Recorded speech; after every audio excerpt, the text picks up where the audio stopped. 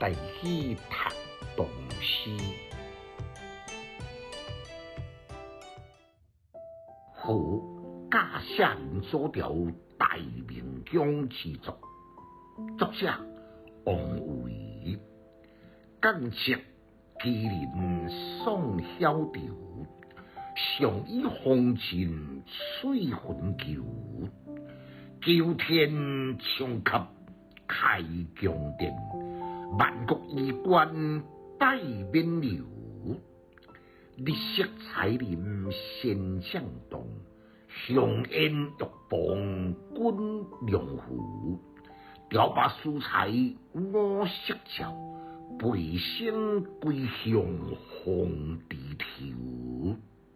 简介：历来唱和诗呢，分作两大类，一类就是和韵诗，甲以声韵来唱和；另外一类呢，就像顶首甲这首的和意诗，是甲诗的意境来和起。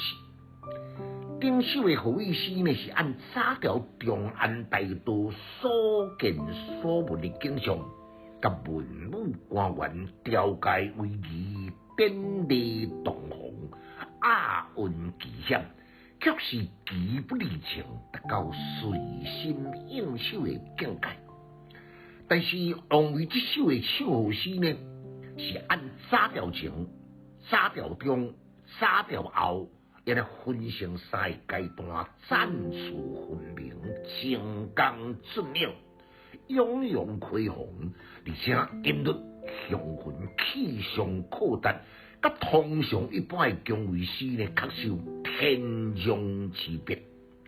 尤其是九天冲甲开宫殿，万国衣冠拜冕旒，更加有一种君临天下气势，也成为千古的名句。只是有人伫质疑讲，第二句有一个伊，第四句搁再出现伊，是毋是有犯下律师中特例的规范呢？借这个机会，甲大家呢，咱提出来三角研究检讨一番。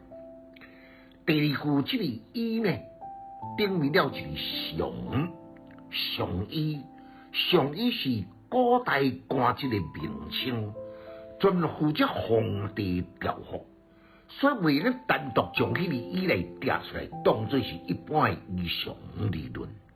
因为名词呢，伊的用法转色无真相共。